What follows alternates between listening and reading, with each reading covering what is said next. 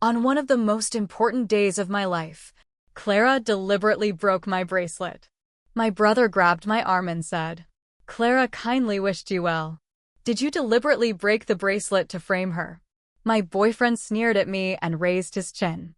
"You choose either take off this cursed thing and continue with the marriage, or—" I tore off the veil and threw it at his face.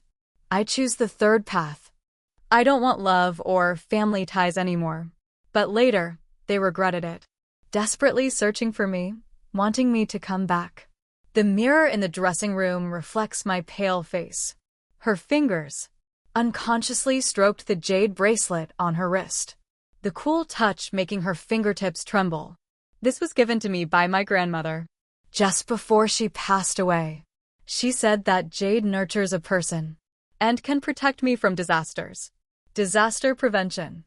I stared at the winding emerald patterns in the bracelet and suddenly burst into laughter. The loud crash of the door being slammed open interrupted the thoughts. Clara stumbled to the dressing table, her hair disheveled, her eyes red-rimmed, looking just like a frightened rabbit.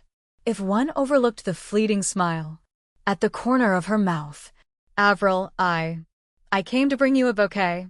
Her voice trembled as she reached out to touch the pearl hairpin in the jewelry box. I instinctively protected the box. Over the years, how many things has she accidentally broken? Of mine. At 12, I broke the glass lamp my mother gave me. At 15, I tore up the sketch I won an award for last month. I even accidentally burned the letter Gray wrote to me. But this time she didn't touch the hairpin. She suddenly stumbled and bumped into me, her diamond bracelet snagging on my bangle. A crisp sound. The jade bracelet cracked with 3 seams, and tiny fragments splashed on the ground, scattering small glimmers of light. I stood frozen in place, my eardrums buzzing. Clara's cry pierced sharply. Why did Avril push me? I just wanted to touch the bracelet. The door to the dressing room was pushed open again. Sean's bow tie was askew, his breath heavy, and as his gaze swept over the scattered shards of jade, his pupils suddenly constricted. "Avril." He grabbed my arm. "Clara kindly wished you well. Did you deliberately break the bracelet to frame her?" I stared at the sapphire cuff links on his suit sleeve. That was the birthday gift I bought with my first month's salary. Now trembling slightly with his furious breaths. "Brother, this is Grandma's heirloom." "Then what?" He sneered. "Clara is the living person. You need to apologize to her right now." "Apologize?" Gray leaned against the door frame, interrupting him, with an unlit cigarette pinched between his fingers. He wasn't wearing a tuxedo, and on his chest was pinned a cartoon rabbit brooch that Clara had embroidered last year. "Why don't I choose for Avril?" He tilted his chin at me. "Take off this cursed thing and continue the wedding. Or, I choose the third path." I tore off the veil and threw it at Gray's face, and the bracelet also snapped with a crack, finally breaking completely. Fragments fell softly through the gaps between the fingers. I bent down to pick up a piece of broken jade. The sharp edge cut into the palm. Blood droplets seeped into the cracks of the jade bracelet, like the blood my mother coughed onto the handkerchief before she passed away. "I will tell the guests that this wedding is cancelled." Gray's laughter was like shards of glass, scraping against the eardrum. He raised his hand and stuffed the cigarette into the corner of his mouth. In the flickering light of the spark, those eyes that once picked gardenias for me were filled with mockery. If it weren't for my parents threatening me with inheritance rights, do you think I would have acted so deeply in love with you for so many years? Clara huddled behind him, sobbing, tears falling like beads, as if what had shattered was not the jade bracelet, but her spine. I clenched the broken jade in my palm. The split mouth pierced into the flesh, causing pain that jolted one awake. Just like that year when he was 14, when he climbed over the wall to skip class and took me to see an outdoor movie. As we left, under the street light, he said, Childhood betrothal is great. It saves me the trouble of proposing later. At that time, his ears were bright red. Unlike now, when even humiliating me comes with a relaxed ease. Gray, don't say any more. Clara tugged at his sleeve. The diamond bracelet on her wrist hurting my eyes. Evil just really wants to marry you. Want to get married. Gray suddenly extinguished his cigarette. His leather shoe, grinding over the shattered pieces of the jade bracelet. If she weren't the beloved daughter of the Goof family, would this wooden beauty even be worthy of entering the Lin family door? Sean suddenly moved. He loosened his tie and approached me. Are you done making a scene? Are you satisfied? Now that Clara is crying so hard, she's having an asthma attack. Go out now and tell the officiant to continue the wedding. And I'll pretend nothing happened. A very familiar tone. Last year at the Lin family's banquet, Clara spilled red wine on my dress. And he apologized to me like this. Clara didn't mean to. What did you want her to do? I turned and walked towards the banquet hall, blood dripping from my fingers onto the hem of my dress. Gray laughed behind him. To catch someone, let them go. When the noise of the guests surged towards me, like a wave, I saw the puzzled and uneasy faces of Lin's parents. The hand of the host, handing over the microphone, trembled. I licked away the taste of blood from the corner of my mouth and aimed at the dark sea of cameras below. Thank you all for coming to my annulment banquet. The sound of shattered cups and plates came from the corner, and Gray finally squeezed to the front of the stage. His collar askew, and the rabbit brooch on his chest had somehow been torn off. Avril, are you crazy? He reached out to grab the microphone, his nails digging into my arm, leaving marks. Come back with me. At worst, I'll pick you a jade bracelet. That's 10 times more expensive. I turned to the side to dodge, raising my blood-soaked left hand. Fragments of jade embedded in the flesh, like a cluster of flames that are about to extinguish, yet still flicker. Gray said, this marriage was my scheme. I smiled at the camera, catching a glimpse of the joy in Clara's eyes. Then let everyone. From now on, I have no relationship with Gray whatsoever. Gray's face turned pale. At that moment, I heard Sean's muffled grunt. He went barehanded to grasp the sharp shards of jade, blood seeping out from the cuff of his suit, leaving dark stains, just like that year when I gave him cuff links. And he laughed while ruffling my hair.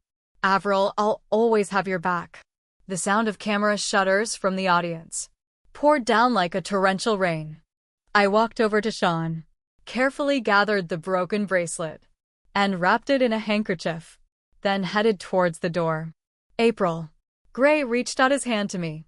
As Gray's hand brushed against the hem of my skirt, Clara suddenly fell softly into Sean's arms. Brother. I can't breathe. She clutched her chest, tears precisely hitting the back of Sean's hand, like the blue ink spilled on my painting years ago.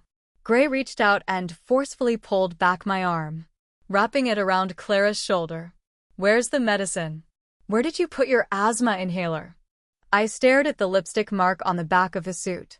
Collar, exactly the same as the one I had wiped off while trying on makeup. My best friend. Piper's car was blocking the hotel revolving door, honking loudly. Avril. She leaned halfway out of the car window, her emerald earrings swaying in the wind, like green shooting stars. Avril will take you to eat at 10 dessert shops. In the rear view mirror, Sean was carrying Clara horizontally as he ran toward the lounge, with Gray stumbling behind, clutching a bottle of medicine. When I had a high fever at 12, they panicked like this too. But now, they are rushing towards another carefully rehearsed fainting spell. Gray, you bastard. And your brother, did a dog chew on your eyeballs? Piper slammed the accelerator, the car's engine roaring. The scent of the air freshener, mixing with the bloody smell of my palm, creating a kind of spicy wake-up call. I rolled down the car window, letting the night wind rush into my throat. When we played hide and seek as kids, Gray took the blame for me 3 times, and Sean helped me with my summer homework. For 3 whole years. The broken bracelet and the handkerchief, like Grandma's intermittent reminders as she lay dying. Avril, you must wear the bracelet when you get married. The bracelet is inlaid with a pigeon blood ruby, which my grandmother personally brought back from a mine in Myanmar. That year, I stood on tiptoe by the workbench, watching the silver-haired old man carve intricate vine patterns on the inside of the bracelet with a chisel. Is Grandma casting a spell? It is a blessing. She dipped the vermilion to outline the ruby pedestal. On the day Avril gets married, when the moonlight shines in, it will reveal your name here. The day the bracelet was put on, Gray and Sean were fighting in the living room. 15-year-old Gray tugged at Sean's collar. You promised that I would take Avril to Disney this weekend. What right do you have to steal her away? Father held the teacup, smiling as he watched the play, while Mother hummed a song in the kitchen, frying eggs. The sound of the oil splattering filled the air with warmth. The years before Clara appeared were like a gilded cloisonné box. Even the arguments were edged with honey. It was freezing rain on the day of my grandmother's funeral. After returning home, I curled up on the sofa with the jade bracelet, saying nothing. After my father entered the room, he walked towards me, not to comfort me, but to introduce a girl in a pink, fluffy dress to me and Sean.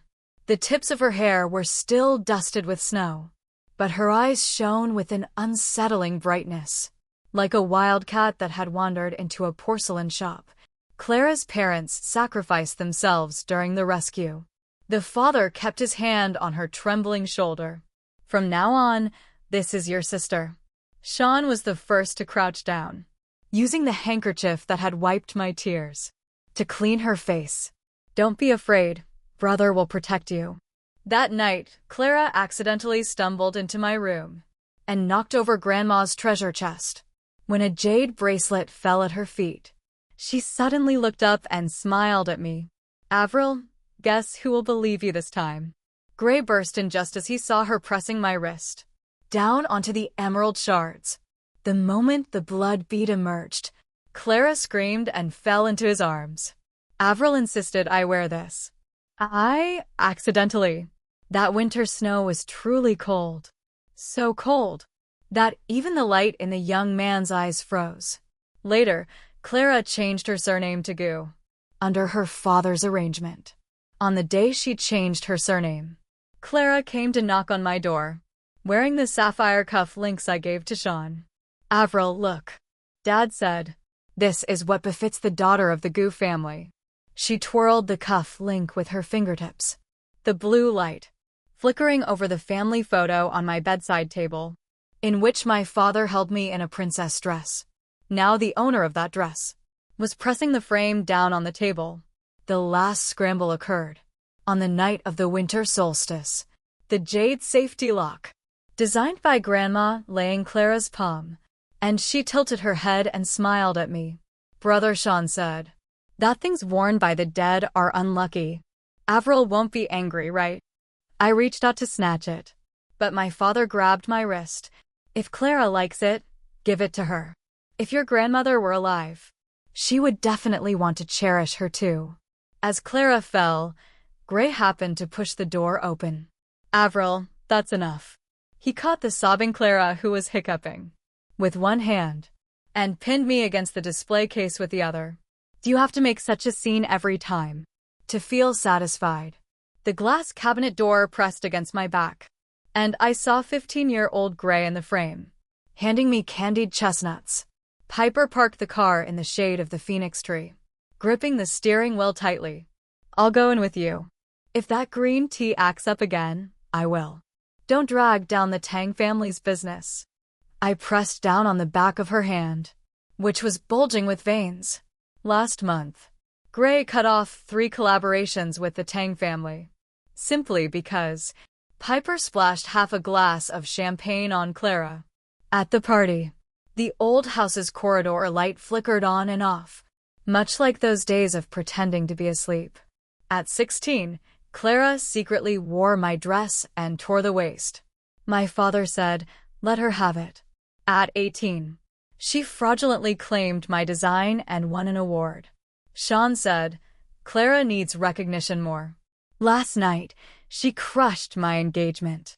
And they said Clara has been wronged. At the entrance, I pointed to the trembling dandelion under the light. For Piper. You see, some things just scatter when the wind blows. Clara curled up on the silk sofa, painting her nails. The bright red polish, dripping onto her grandmother's favorite Sue embroidery cushion. Oh dear, why is Avril back so early? She swung her little feet, the diamond anklet entwined with the pearls she took from my jewelry box. Back then, Gray said you were like a piece of stubborn toffee. And sure enough. All right, stop bothering me. From now on, Sean and Gray are yours. I don't want those two trash anymore. I walked straight past her to the safe. The password was my grandmother's death anniversary. Clara suddenly dropped the nail polish bottle, stepping barefoot on the ground covered in scarlet. What are you pretending to be so noble for? You don't want it. Can you even afford it? They were originally my trophies. She picked up the photo frame on the coffee table. A family portrait from my 5th birthday, and my face in the picture was burned with a cigarette butt. You think Gray chose me for what reason? She laughed maniacally, her nails digging into the glass frame. Every time he holds me, he says, I cry 1,000 times more vividly than you. The moment the safe popped open, she suddenly became as quiet as a ghost. I took out the remnants of the jade bracelet and carefully placed them in the safe. The moonlight invited in from the window, casting my name on the inner walls, vine-like patterns. Clara's face suddenly twisted like a demon, revealed by a spell. She rushed over and pushed the safe down. When the safe crashed to the ground, Clara's scream was as sharp as a blade, scraping against porcelain. The old treasures I cherished poured out like an avalanche. The crystal music box Gray gave me rolled to her feet. The cherry blossom specimen from my 16th year shattered into powder. And the bracelet he spent 3 months making for me was now tangled in Clara's diamond anklet. Like a dying snake. Why did Avril push me? She curled up on the carpet, 10 centimeters away from the glass shards, crying as she looked up. I am too familiar with this expression. Last year, she used this very demeanor to lock me in the attic with Sean. For an entire night, Gray burst in and knocked over the blue and white porcelain vase in the entrance. The entwined lotus pattern that Grandma loved most had cracked into 8 petals. Amidst the chaos on the ground, he stepped on the shards and pulled my wrist. Under the crystal chandelier, I saw 2 reflections of myself in his pupils, one covered in blood on the verge of collapse, and the other gently enveloped by the moonlight of 15 years. You will never learn to be kind, will you? He slammed me against the sharp corner of the cabinet, and the moment my back hit the metal floral design, I heard the faint sound of my scapula cracking. The basketballs he blocked for me, and the vicious dogs he held back in those years, have now turned into ice picks, stabbing into my ribs. Clara sobbed. At the right moment, Gray, don't blame Avril. It was my fault for touching Grandma's bracelet. Gray, hearing this, became even angrier, his hand gripping my shoulder so tightly, it felt like it was digging into my bones. Clara puts up with everything, and you still want to nitpick over a lifeless object. I've already agreed to marry you. What more do you want? My blood flows down my calf into the high heels, sticky and warm. I fumbled to pick up a half-torn sketch. On the night of my 18th birthday, Gray held this portrait outside the studio window, fireworks exploding behind him into a sea of stars. Look, my Avril is more dazzling than the moon. Now this face is soaked in red wine stains. I crumple the paper and throw it at his chest. Greg got it wrong. It's me who won't let myself go. The crumpled paper startled the enamel box on the coffee table. causing it to roll out a string of faded paper cranes, each with Mary Avril written on its wings. Folded the night before his college entrance exam. Ray suddenly froze like a statue, his Adam's apple bobbing as he tried to say something, but was interrupted by Clara's sobs. "It hurts." She clutched her smooth new ankle and sobbed. "Gray, am I going to be lame?" Gray bent down to hold her, his movements seeming to be pressed on slow motion, the cuff of his suit brushing against my bleeding knee. "Go to the hospital yourself. The wedding will still go on as planned." The last half of the sentence felt as light, as if trying to convince oneself. Their departing figures overlap with the old times. On a stormy night at 14, Gray held me, who was suffering from acute gastritis, and rushed towards the emergency room.